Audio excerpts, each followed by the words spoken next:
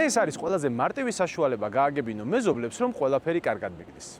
ეს კი მისი ჯანსაღი ალტერნატივაა, რომელსაც 4-ჯერ უფრო მეტი ცხენის ძალა აქვს ვიდრე პრადოს, 100 კილომეტრამდე 6 წამით უფრო სწრაფად ჩქარდება. თუ კოსმოსში მოხდი, შეუძლია რომ ჟანგბადით მოგამარაგოს და ცურვა იცის. და როგორც ჩემმა მაყურებლებმა იცით, მე ასეთი მარკეტინგული ბულშიტი მაგრად არ მომწონს, იმიტომ რომ როდესაც მანქანას მაჩვენებენ და მეუბნებიან რომ კოსმოსში შენი გადარჩენა შეუძლია და ცურვა იცის, ერთი აზრი მიტრიალებს თავში. რა აკლია ამ მანქანას ისეთი, რის გადასაფარადაც ეს ყველაფერი მოიფიქრეს.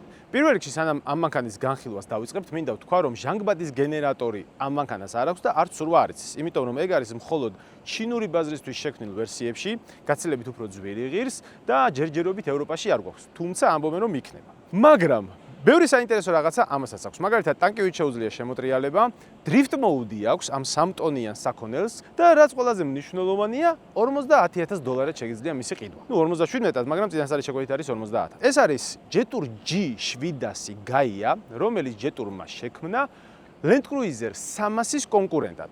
თუმცა საფასო კატეგორიაში გადის პრადოს საფასო კატეგორიაში. პირველ რიგში მოყვება ოციანი დისკები ევროპისთვის შექმნილ ვერსიაში, ასევე ფერი გვაქვს, 7 ფერის არჩევანი გვაქვს. ვიზუალურად დააკვირდებით, რომ 4-კუთხედი ვიზუალი აქვს, გავს ძალიან ახალ პრადოს და ეს სწორი მიდგომა მგონია, იმიტომ რომ რაღაცა კონკურენტზე სწორება უნდა გაეკეთებინათ. კი ბატონო, Land Cruiser 300-ის ზომები აქვს და ტექნოლოგიას Land Cruiser 300-ის კონკურენტია, მაგრამ იმის გამო რომ საფასო კატეგორიაში გადის უფრო პრადოს საფასო კატეგორიაში, G700-ის გამოშვებისას Jetour-ში ფიქრობდნენ რომ კონკურენცია გაეწიათ პრადოსთვის უფრო ვიდრე 300-ისთვის. თუმცა ზომებით პრადოს ბევრად აღემატება და თქვენ წარმოიდგინეთ Land Cruiser 300-ზე დიდიცა.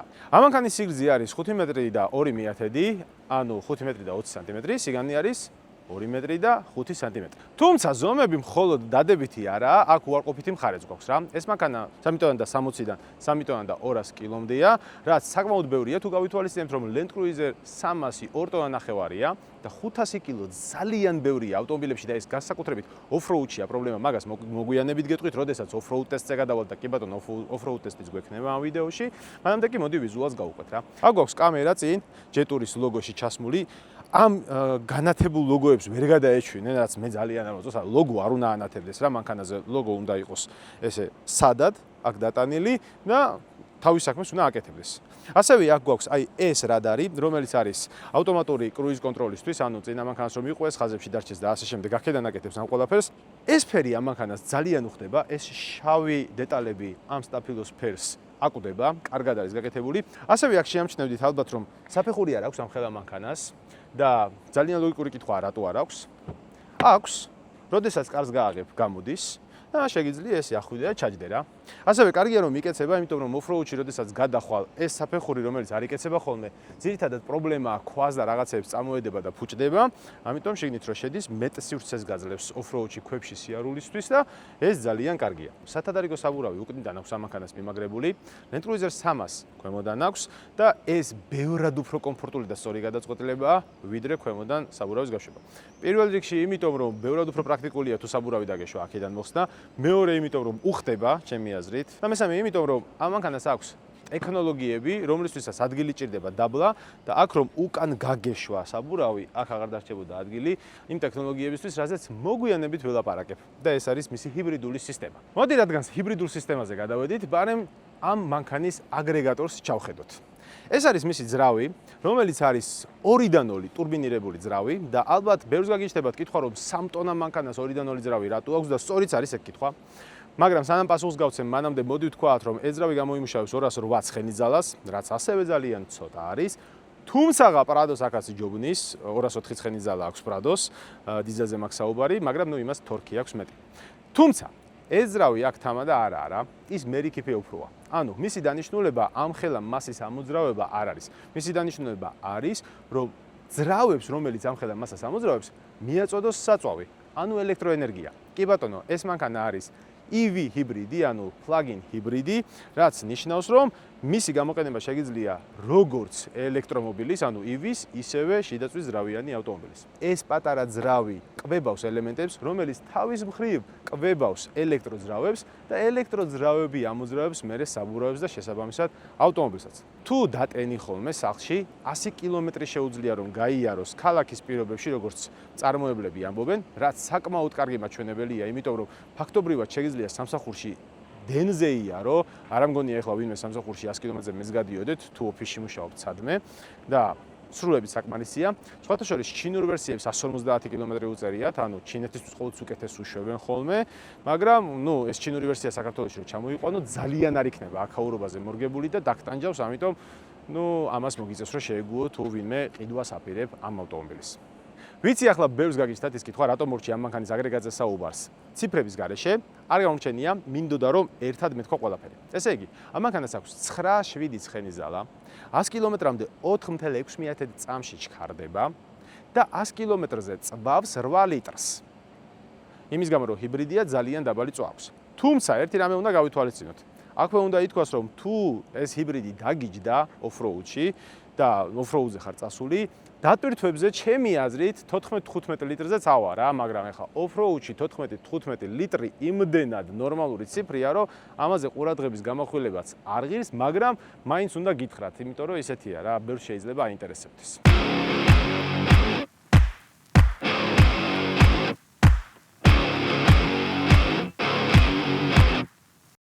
ახლა კი სალონის დრო მოვიდა, მეგობრებო და სალონის განხილვა მინდა დავიწყო ამით. არ ვიცი ახლა ვიდეოში რამდენად ისმის ხმა, მაგრამ კონდენსიონერს დაუწიე. ანუ ღილაკებზე გადმოიტანეს კლიმატის მართვა, რაც ყველაზე სწორი გადაწყვეტილებაა. თქვენ კარგად იცით ჩემო მაყურებლებმა, რომ ჩემ მანქანაში ყველაზე მეტად რაც მაღიზიანებს, ტეორი მყავს მე, არის ის, რომ ამ კლიმატის მართვა აქვს თაჩზე და ძალიან მოუხერხებელია საშინელება. აქ უკვე ღილაკებზე გადმოიტანეს, ეს ძალიან კარგია. სავარძლის გაგრილება გათბობაც ღილაკებზეა გადმოტანილი და ეს, რა თქმა უნდა, ესეც კარგია და მოკლედ, როდესაც მანქანაში ჩაჯდები, კონდიციონერის ჩართვა ან გათიშვა თუ მოგინდება, აღარ დაგჭირდება რომ ამ ღილაკს დააწვე, CarPlay გამორთო, მერე აქ მოძებნო, რაღაცას დააწვე და იწვალო. აუდიო სისტემა აქვს ძალიან მაღალი ხარისხის.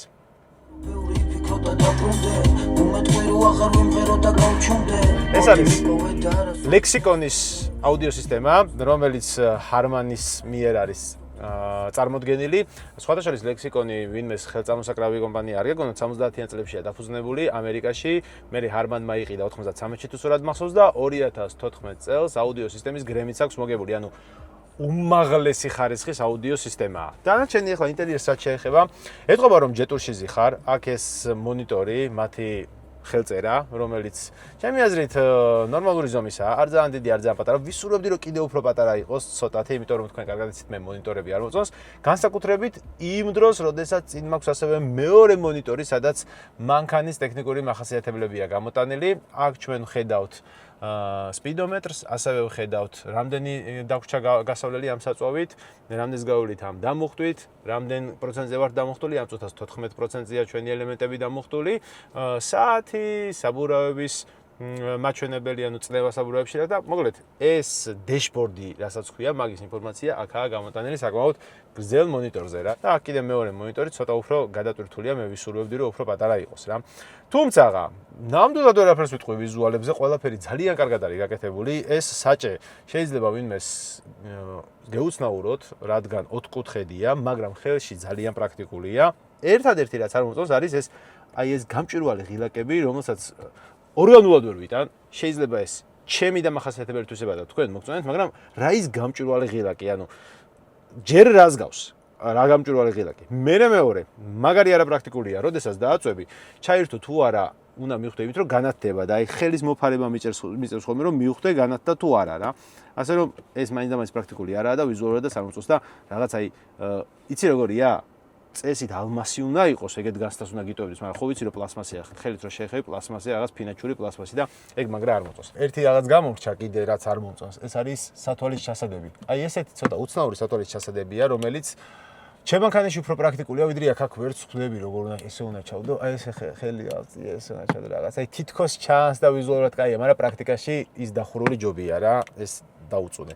სავარძლები ძალიან კომფორტული და ძალიან რბილია, რომელსაც აქვს გაგრილება, გათბობა, ყველაფერი რაც გჭირდება. ძალიან დიდია ტეორთან შედარებით. ბევრად უფრო კომფორტულაძი ხარ აქ. აქ არის გამოსწორებული კიდე ერთი რაღაც, რაც ჩემ ჯეტურში არ მომწონს. კაპჰოლდერები ჩემ ჯეტურში ცოტა პატარაა და როდესაც რაღაცა ჭიქას ან ბოთლს დებ, ატყობ რომ უნდა ჩაჭედო და აქ შედარებით განიერი კაპჰოლდერებია, რაც ნიშნავს რომ ძალიან თავისუფლად შეგიძლია ესე ჩადო ბოთლი და სხვათა შორის დიდი ბოთლიც საკაიფოდ მიდის რა. ბარი, სადაც შეგიძლია სათავსოდ გამოიყენო ზედანაწილი, მერე შეგიძლია ეს ამოიღო და ქვემოთ გაქვს მაცივარი, რომელიც შენს ასმელებს გრძელ თავგადასავალში საკმაოდ გრილად შეინახავს და ეს ძალიან კარგია. ძალიან მომეწონა რომ ხელზე გადაიტანეს ეს სიჩქარეების გადამფრთველი ბერკეტი, აქ აღარ არის, ბევრად უფრო პრაქტიკულია ვიდრე ეს. ამას ერთი დისკომფორტი ის მოყვება რომ ფანჯრების მენდა მარცხენა მხარეს არის გადმოტანილი და შესაბამისად აქ აღარ დარჩა ადგილი ფარებისთვის და ფარები უკვე დაბლაა გაატანელი. თავზემოთ ადგილი ძალიან ბევრია, ანუ აქ მაღალი ადამიანი ძალიან გამართულად იზრდება, მithumetes მე მაღალზე ვზივარ ახლა, შეგიძლია ეს კიდე უფრო დაბლა ჩაწიო. 2 მეტრა და უფრო მაღალი ვინც არის, ისინიც ძალიან კომფორტულად იზრდიან თავს აქ. გვაქვს 2 ლუკი და ვისაც გიყვართ ეს სინათლე, შეგიძლიათ ეს ლუკები გახსნათ, მაგრამ მე სალონში სიმყუდრო ვემირჩენია, ამიტომ მოდი ახლა ეს დავხუროთ. სამზეული ჯეტურისთვის დამახასიათებელი აი ეს განათება, რომელიც აქ აქვს სარკეზი ამას და რაც ხშირად ეშლებათ ხოლმე მგზავრებს. წინა მხარე ესა. მოდი ახლა უკან გადავიდეთ, სადაც ჩემი აზრით უფრო საინტერესოა. გადმოვიდით უკან მხარეს, სადაც უკვე კომფორტზეა მთელი აქცენტი გაკეთებული. აქ ჩვენ არ გვაქვს ერთი რიგი, აქ გვაქვს 2 გამოყოფილი სავარძელი და ახლა მე ვზივარ მასტერ სავარძელში, რომელიც არის ამ მანქანის მეპატრონისთვის თუ მძღოლი ყავს, ალბათ ამით უნდა იაროს რა. აქ გვაქვს ტელეფონის ჩასწრები, აი ესე, რომელიც ძალიან კარგად არის გაკეთებული, მაგრამ მომწონს. ასევე დენის წყარო Type-C აქ. და ეს ხელის დასადები, რომელიც ესე გამოდა კაპჰოლდერია აქ. ასევე ეს არის უფრო executive ტიპისთვის, ანუ აი მაგალითად დირექტორისთვის, მთავარი მენეჯერისთვის ან რაღაცა ეგეთი. გვაქვს მაგი და სადაც შეგიძლია რომ iPad-ი განათავსო, აქ ლეპტოპი ალბათ დიდი ალბათობით კარგად ვერ დაეტევა, უფრო iPad-ისთვის არის, iPad-ი განათავსო, რაღაც იმუშაო, ან შეგიძლია შენი ტელეფონი დადო.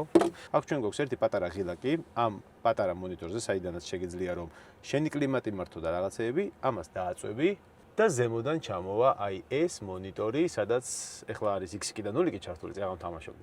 და ნუ შეგიძლია საკუთარ კომპიუტერს მანქანას ეთამაშო X-ი და 0-ი, რომელსაც იზიზე თუ ჩართავ საკმაოდ დებილი არის და მაინც მომიგო. ნუ აქედან შეგიძლია მართო როგორც მუსიკა, ისე გალერეა გაქვს აქ. შეგიძლია USB შეუერთო და ფილმს უყურო, მოკლედ შორ გზაზე ძალიან ბევრი კომფორტის საშუალება ეს. თუ უკან სავარძლები ამოკეცილია, კარგად უკან ვერძები, ეს სავარძლები უნდა გადაკეცო და მე უფრო უკან გადადის ზურგი, ეგ ძალიან მნიშვნელოვანი ფაქტორია და კიდევ ერთი რამ, რაც აქ მე ძალიან მომწონს, არის ის, რომ აი ეს სავარძელი იკეცება. აქ არის ღილაკი, რომელსაც დააწვევი და ესე გადადის წინ. რა იკეცება უბრალოდ? ჰა? ფერდის ის პარტი. მე შეგიძლია ესე როგორც დიდარმა ბიძიებმა იციან ხოლმე, ბოტასები გაიხადა და შემოაწყო ფეხები. ეს მაგარი პრაქტიკული რაღაცაა, სხვათა შორის ძალიან კომფორტულია და მომწონს. დაგალაიქე ჯეტური. ახლა ჩემი 34 წლის კაცის სხეულში გამოკეტილი 14 წლის ბავშვის ტვინი ერთადერთ კითხვას სვავს. PS5 თუ შეერთდება ამ მონიტორზე. იმიტომ რომ მაგრა გაასწორებს, ესე შორ გზაზე წასვლისას, რომ თან ითამაშო. კაი, მოდი ახლა უკან გადავიდეთ კიდევ, იმიტომ რომ ამანქანას მესამე რიგიც აქვს და მესამე რიგის სავარძლებს შევხედოთ.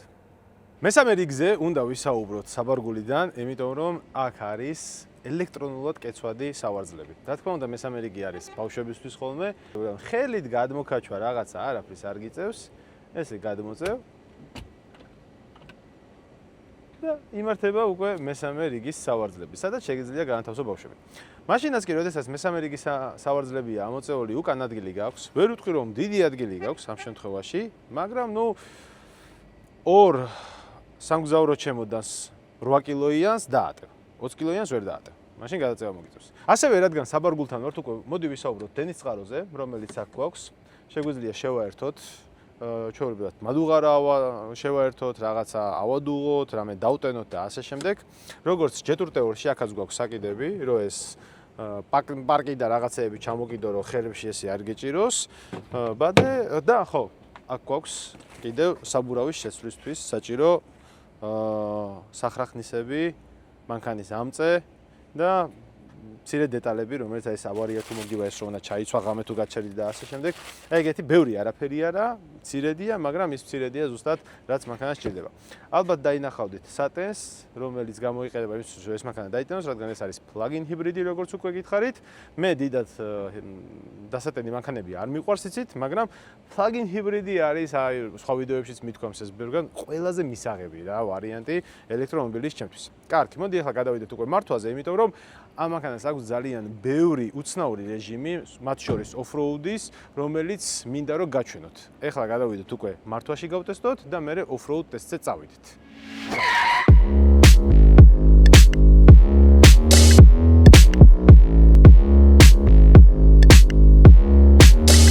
კარგი, ეხლა მოდი გადავიდეთ მართვაზე და რაც პირველი უნდა ვთქვა არის ის რომ ამ მანქანის მართვის დროს ისეთი განცდა კი არა გაქვს რომ მანქანას მართავ გონია რომ უძრავი ქონებით გადაადგილდები ბორბლებით რა, ანუ ძალიან დიდი დამძიმე არის, აი ძალიან. ზოლიდან ზოლში გადასვლისას გგონია რომ რაღაც ცხოვრება შეიცვალე რა, მიმართულება იცვალე. მოვლენაა იმენა ზოლიდან ზოლში გადასვლას. სწრაფი არის.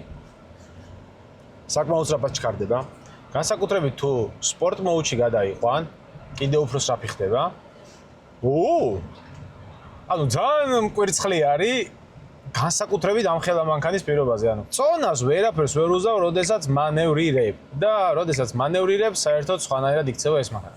განსაკუთრებით იმიტომ, რომ ეს არის რამაზი აწყობილი ეს ავტომობილი, ყოველთვის რაც ახასიათებს ხოლმე მსგავს ტექნოლოგიას არის ის, რომ გონია, რომ მანქანა და ეს სავალი ნაწილი სხვადასხვა მხარეს მიდის რა და ეგ ახაც იგრძნობა საკმაოდ ესე კაცრად. აი განსაკუთრებით მოხვევისას თუ მოინდომი აჩქარება, ეგაა ყველაზე დიდი პრობლემა. გონია რომ საერთოდ გაგექცა მანქანა და ვეღარ იჭერ ეგეთ განცდას გიჩეს რა. ნუ რა თქმა უნდა არ გარბის არსა და მაინც გემორჩილება ეს ტექნოლოგიები რაც აქვს. ძალიან მართვაც ხსდის, მაგრამ აი ამით უნდა დამეწყო აუცილებლად რომ ეს აქვს. ძალიან ჩუმია, ანუ ჩემი თეორი ხო ძალიან ჩუმია და ეს ძალიან ჩუმია. ვაფშე ხმა არ შემოდის მანქანაში. Noise cancellation-ი მე მგონი გათიშული აქვს ამას, წესით, ვინცედა? შო, ეხა გათიშული აქვს ნამდვილად და ვაფშე არაფერი ხმა არ შემოდის. აქ მინდა აღვნიშნო ხაზგასმით, რომ ეს პატარა ზუზუნი რაც გესმით არ არის ქუჩიდან შემომავალი ხმა, ეს არის კონდენსიონერის ხმა. მოწყვეტილი ხარ გარესამყაროს ისევეა.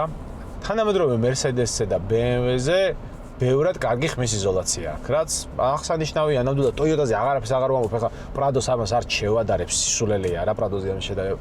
საკმაოდ კომფორტულად ვზავრობ, იმიტომ რომ დიდი სივრცე მაქვს. სავარძლები რო რბილია და დაკიდებაც რო ეს პნევმატურია, ეგ თავის საქმეს აკეთებს. ზე კომფორტულია ქალაქში. ხედველობა ძალიან კარგია. უკან საბურავი როა, ეგ არაფერს არ უშლის ხელს და მშვენივრად ხედავ უკან, ნუ კამერებიც რა თქმა უნდა აქვს. ჩემი მანქანის განსხვავებით აქ კამერების ასამუშავებელი საჭეზე გადმოიტანეს და ეგ საკმაოდ კომფორტულია. ასევე აქ გვაქვს ავტომატური მართვა, რაც ნიშნავს, რომ ეხა წინა მანქანას და ზოლებს გაყვება რა და ესე ივლის, შენ უბრალოდ ხელი უნდა გედოს, რომ მიხვდეს, რომ აქ ხარ რა. კიდე რაც არ მოწონს და მაღიზიანებს არის, რომ წინ აი ეს შავი რაღაცა, რაც ჩანს ძრავსახურავზე, იგივე კაპოტზე, ეთყობა, რომ ძალიან პლასმასია რა და სიაფის გასტას მიტოვებს და მაშინ, როდესაც ყველაფერი უმაღლესი ხარისხის არის მართლა, რო არ მოელოდები, იმდენად ხარისხიანია სალონში, აი წინ ამას რო ხედავ, რაღაცნაირად გიტყდება რა, რო არ შეეფერება, ნიკმესტუ ტიპია რა ეს სიტყვა არის, მაგრამ მე ვასება, ნიკმესტუ ტიპია, ახლა ეს პლასმასია. You are intervening with the accelerator pedal. გასაგებია ვიცი. სხვადასხვა Exit to manual driving. ეს ოთხკუთხედის საჭე ძალიან კომფორტულია, ხელების განსაკუთრებით ესე ჩამოდება რო გინდა. და მაგ-მხრივ სასაყვედრო არაფერი მაქვს. აი მარტივად რო შეგიჯამოთ როგორი რაღაცა იცი? ვინც Lexus-ის LX მოდელებით დადიან, ეს დიდი ჯიპები რო ყავთ. აი მაგ ტიპებს მაგრა მოეწონებათ. ხა მე მაგალითად სატარებლად ჩემი თეორი მირჩევდი ამას, იმიტომ რომ უფრო პატარაა, უფრო კომპაქტურია, წკაპ. всё რა და დიდი წონაც არ ეთყობა. ძალიან კომფორტული სატარებელია ის თეორია, მე გამოისვი და აგრე ეგეთია. და ეს ეგეთი არა. აქ ალბათ უფრო გამისწორდება რომ მე უკან ვიჯდე იმ პრაიმ სავარძელში და ზღოლი მყავდეს და ზღოლმა მატაროს. ზღოლმა რომ მატაროს მაგარი კომფორტული იქნება. ერთი კიდე რაც უნდა აღვნიშნო, როდესაც EV mode-ს გათიშავ, ანუ ამის სტანდარტული mode არის EV mode. ანუ ძრავი კვებავს ელემენტებს, ელემენტები ამუშავებს საბურავებს და მანქანა მიდის, ხო? შეიძლება ეგ გათიშო და მე უკვე ძრავი პირდაპირ მუშაობს იმაზე რომ მანქანა იმოძრაოს და მაგ დროს თვითონ ძრავს აქვს რაღაცა უცნაური ხმა რა. თითქოს უნდათ რომ სპორტული ხმა გაეკეთებინათ, მაგრამ სპორტულ ხმაზე მეტად თითქოს ძრავი წვალობს ეგეთი ხმა აქვს. ამიტომ მე არ გირჩევთ ამ mode-ის გათიშვას. არ ვიცი რატო უნდა მოგინდეს, უფრო ნაკლებად სწრაფია ისე მეწვავს და ასე შემდეგ, წესით არ უნდა მოგინდეთ არავის, მაგრამ რავი, ვინმეს თუ იმენა ის ფაქტი არ მოგწონთ, რომ ელემენტებია ჩართული საქმეში და ამას გათიშავთ, უცნაური ხმა გექნება ძრავის, რომელიც მე მაგალითად არ მომწონს. ახლა დაიწყება უკვე off-road ტესტი, სადაც გვექნება აღმართების ავლა, გვექნება ტანკის მოტრიალება, რაც ამ მანქანას შეუძლია და კიდე საინტერესო რაღაცები, ასე რომ დარჩით აქ, გამოეწერეთ არხი, სანამ off-road ტესტი დაიწყება, დაწერეთ კომენტარებში, მოგწონთ თუ არა ეს მანქანა და გადაიხდით თუ არა 50300 ახალში. და სანამ off-road ტესტი დაიწყება, მინდა შეგახსენოთ, რომ Karus აპლიკაცია შეგიძლიათ გადმოწეროთ, გააქტიუროთ ორლარიანი პაკეტი, რომელშიც შედის პატრულის ჯარიმები, დედათვალიერების შეხსენება, ზეთის შესვლის შეხსენება და ასევე ჩაერთოთ გათამაშებაში ამ ორლარიანი პაკეტის გააქტიურებით, სადაც ყოველკვირეულად შეგიძლია მოიგოს საწვავი, 100 ლიტრის საწვავი და ბევრი სხვა საჩუქარი. წარმატებებს გისურვებთ.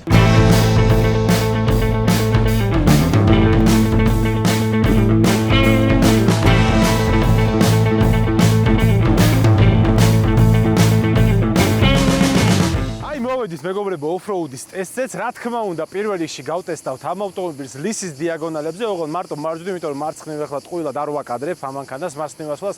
აქვე გაჩვენებთ ამ მანქანის იმ უკვე ლეგენდარულ მუხადგვერდის აღმართს, სადაც ყველა მანდ მიდის მანქანის გასატესტად და ნახოთ როგორ ავა.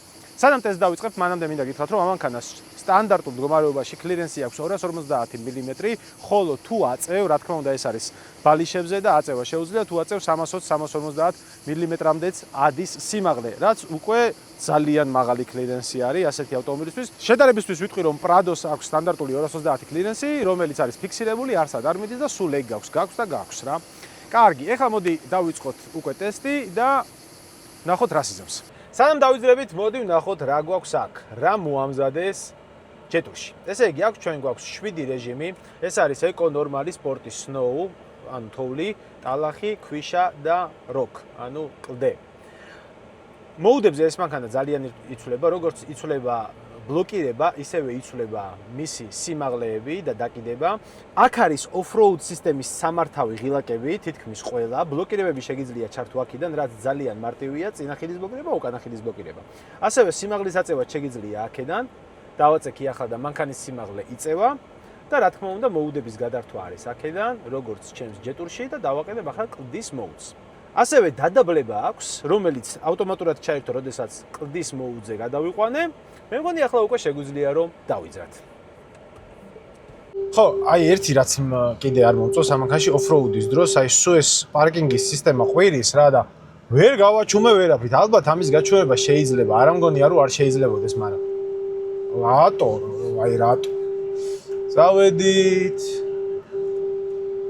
ავწიეთ ცხვირი. ძალიან რბილად, ნაზად, წყნარად, აუჩქარებლად, მაქსიმალურად გავტესტოთ ყველაფერი, რას იზამს და როგორ იზამს. სხვათა შორის დამჯდარი ელემენტით ვაკეთებ ახლა ამ ყველაფერს და არის ფიქრობთ, რომ ამ მანქანაზე ელემენტი რო დაჯდება, მოკვდება და 200 ცხენის სამარა დარჩებით. არა, 19%-ია მე თავისი ტენის რა. ბოლომდე არ დაჯდება არასდროს. უბრალოდ ცოტა მეც დაწვავს ბენზინს რა და ეგ ამით არაფერი. აი უმარტივესად ამოვედით, აი უმარტივესად. მე მგონი ასე მარტივად აქ არც ერთი მანქანით არ ამოსულა. თან მინდა აღვნიშნო, რომ ქალაქის საბურავები აყენია, აი ცენტრიდან რაც მოყვება, ის საბურავები აყენია და არც დამიშვია ეს საბურავები. მოდი ახლა გადავიდეთ უცნაურ რაღაცებზე, რაც ამ მანქანას აქვს. როდესაც გადახვალ მენიუში, მოუდების მენიუზე მაქვს საუბარი. მენიუში აღმოჩნდა, რომ ამ მანქანას აქვს რამდენიმე უცნაური ღილაკი. ეს არის დრიფტი, U-turn-ი და რეისინგი. Ну, რეისინგი გასაგებია, სარბოლო მდგომარეობაში გადაყავს. დრიფტი და U-turn-ი არის ძალიან უცნაური რა. დრიფტი არის თოლში ან აი ბალახზე, რომ ამ მანქანით იდრიფტაო დაკიდებას აგროვებს, უკანა წამყვაზე გადაყავს და დრიფტაობა შეგიძლია ამ მანქანით თუ არ ამოყირავდეს 3 ტონიანი მანქანა, წარმოგიდგენიათ? და U-turn-ი არის ძალიან უცნაური რაღაც. თუ არ შეგიძლია რომ ესეთი რაღაცეები აკეთო, შეგიძლია U-turn-ს დააწვე, შემდეგ ირჩევ რა ზედაპირზე ხარ. ეხლა მაგალითად ჩვენ ვართ soft sand-ზე. აქ გიწევს რომ სტაციონარულად უნდა გქონდეს და ასე შემდეგ მანქანა და დაღმართზე უნდა გააკეთო. გადართავ D-ში და დააწვევი უბრალოდ აქსელერატორს. და მანქანა აკეთებს ამას.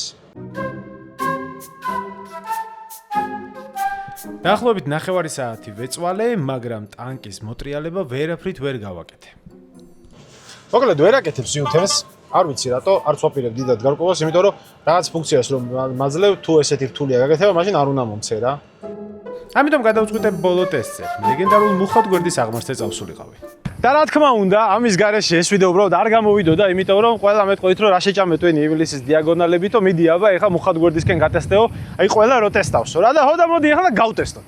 ნახოთ რა სიზამს, ნუ კაი ეხლა მე ვიცი რომ ადის. ანდასვლელი ვარ უკვე ერთხელ, მაგრამ წინაზე სხვათა შორის სატესტოთ რომ ყავდა წამოყვანილი რომ რაღაც გავცნობოდი მანქანას და რაღაც მივადექი ავედი ჩაოლებრივად რა და. მოდი ეხლა თქვენს განახებთ. მოდი უბრალოდ მუსიკალური გაფორმებით აღმართი ასვლა რომ არ იყოს, განვიხილოთ რა ხდება აქ. თავიდან მარტივად დაიწყო ყველაფერი, ხოლო როდესაც რთულ მონაკვეთს მივადექით, სადაც ძალიან ღრმა დიაგონალებია და იტესტება საბურავის გაშლა, ჩვენ ხედავთ რომ მანქანას არ ყოფნის საბურავის გაშლის სიმაღლე იმისთვის რომ ყველა საბურავით მოეჭიდოს, ამიტომ 900 ცხენის ძალისა და 3 მაგი ბლოკირების გამოყენებით ადის ამ აღმართზე. კარგი, მოდი ახლა შევაჯამოთ ეს საბურთალოზე 4 ოთახიანი ბინა რა. რა გააკეთა ჯეტურმა? ჯეტურმა აიღო და რაც გვაქვს LX600-ში, დაახლოებით იგივე უფრო მეტი დაჟე ფუნქციები შემოგთავაზა Prado-ზე იაფად. გამოუვიდა ეს? მე ვფიქრობ რომ გამოუვიდა. კი, ის რაღაცეები, აი ის ჟანგბადის გენერატორი, ის ცურვის შეძლება, ეგეთი რაღაცეები არის bullshit-ი, რომელიც მანქანას აძვირებს. და ის 50000 არ ზღირს, ის მანქანა იზღირს 100000 და ზემოთ რა. ამის ღირებულება არის 57000, წინასწარი შეკვეთით 50000. როგორც ვიცი, თუ რამე მეშლება, მე ნუ რავი, გადაამოწმოთ თქვენთო ვისაც ყიდვა გინდათ რა. ეს მანქანა არის ძალიან კომფორტული და ჩუმი სწორ გზაზე. როდესაც გადადიხარ უგზოობაზე, მაინც და მაინც ისეთი კომფორტული აღარ არის, განსაკუთრებით თუ უკანზეს ვიღაცა მაინც რამაზე დამზადებული ჯიპი როა ეთყობა, როგორც სხვა რამნი ჯიპები, ზუსტად იგივენაირად არის ამ მანქანაშიც დისკომფორტი. აი როგორც Lexus ქონდა მაშინ რო გადავიღეთ უკარო ფერდები დამემტრა, ნუ მთლად ეგრე არ დაგემტრება, მაგრამ ამასთანაც ეგეთი განცდა რომ წინ ძალიან კომფორტულია, უკან საკმაოდ არაკომფორტულია უგზოობაში. ნუ ეგ რამნი ჯიპი რაც არის ყველას რო ეგრე ჭირს, ეგ ვიცი. წვას 8 ლიტრი. ძალიან ცოტაა ჩემი აზრით ამ ხელა მანქანისთვის განსაკუთრებით, თუმცა თუ ელემენტები გეკნება დამჯდარი და წახვალ ოფროუდზე, არ მოელოდე რომ ეს მანქანა 8 litrს დაგიწვავს რა. არა. კლირენსი აქვს ძალიან მაღალი. 350 მმ ძალიან მაღალია, თუმცა ამ მაღალ კლირენს, რა თქმა უნდა, ჭამს ის სიგრძე, რაც ამ მანქანას აქვს. მაგრამ ლუქს კლასის ავტომობილი თუ გინდა, სხვა გამოსავალი არაა, რა ვიცი. Lexus-საც იგივე პრობლემა აქვს LX600-ს. რაც შეეხება off-roads, მიუხედავად იმისა, რომ ამ მანქანას აქვს 904 ცხენის ძალა, არის ძალიან ძლიერი, არის ელექტროძრავებით, რაც საშუალებას აძლევს ამ საბურავებს, რომ უკეთესად მოეჭიდოს სხვადასხვა ვითარებაში, ანუ ცალკეულ საბურავზე გაგზავნოს ცალკეული მოჭიდების ძალა, ეს off-road-ში ძალიან მაგარია. მე ჩემი პირადი აზრით, მაინც მგონია, რომ Prado-ზე უკეთესად ეს მანქანა off-road-ში საერთო ჯამში ვერ ივლის. აი მაგალითად ღრმა ტალახში და თოვლში ვერ აჯობებს, იმიტომ რომ შედარებით რადგან უფრო მსუბუქია Prado თოვლზე და ტალახზე არ ჩაეფლობა და ზემოდან გადავა და მაგიტომ იქ უკეთესად ივლის Prado. მიუხედავად იმისა, რომ 4-ჯერ ნაკლები ცხენის ძალა აქვს იმას და ასე შემდეგ. აჩქარება ძალიან კარგია ამ მანქანისთვის, თუმცა ისევე წონის გამო მე არ ვთვლი რომ ამ მანქანას ამხელა სიჩქარე ჭირდება, მაგრამ თუ ვინმეს გენდომებათ რომ თქვენს მეგობარს გაეხუმროთ და მის X5-ზე გაასროთ 3 ტონიანი ჩინური მანქანით, მაგაში მაგრად გამოგადგებათ, იმიტომ რომ აი წდება რასაც ქვია ადგილიდან და ყოველ ფეხის ჩადგმაზე აი ის ელექტრომობილის განცდა აქვს რა, რომ გაიკრავს და მიდის. პრაქტიკულობიდან გამომდინარე, ოჯახთან ერთად რომ სადმე წახვიდე, კომფორტულობაში დაუწერდი 10-დან 800, მართლა ძალიან კომფორტულია. უკან ბავშვები შეგიძლია ჩართო, იქ ტელევიზორი არა, რა რატო 900-ს დაუწერდი. იქ ტელევიზორიც აქვს, უკან ბავშვები კარგად გაერთობიან, ანუ ბევრი სივრცეა, ტელეფონების ჩასატევები არის, დასატენი წყაროები არის, ყველაფერი არის, იდეალურადაა ყველაფერი მოწყობილი. ერთადერთი იმის გამო რომ უკან 2 სკამი აქვს და არა 3 ადგილიანი, აი თუ მაგალითად 3 ბავშვი გყავს, მესამე ბავშვი დასმა, რა თქმა უნდა, მესამე რიგში მოგიწევს და შესაბამისად მოგიწევს სკამის წამოწევა, რომელიც უკან ბარგის ადგილს შეამცირებს. ვისაც სამი შვილი ყავთ, ეგ გაითვალისწინეთ. დანარჩენი ახლა ვისაც ყიდვა გაინტერესებთ, მე მგონი იმათ ეს ვიდეო გამოგადგებათ. მაგრამ ერთი რამე შემიძლია ვთქვა, რომ ჩინური ავტომწარმოება უკვე დიდ ზიანს აყენებს ევროპულ და იაპონურ ავტომწარმოებას და მალე მგონია, რომ ჩაძირვის პირას მიიყვანს დანარჩენი მსოფლიოს ავტომობილების ბრენდებს. აი ამ დასკვნამდე მივდივარ მე. ძალიან დიდი მადლობა ყველას, ვინც უყურეთ ამ ვიდეოს. იმედია, ყველა პრაქტიკული ინფორმაცია მოგაწოდეთ. წარმატებებს გისურვებთ. მადლობა, რომ დარჩით ჩემთან ერთად.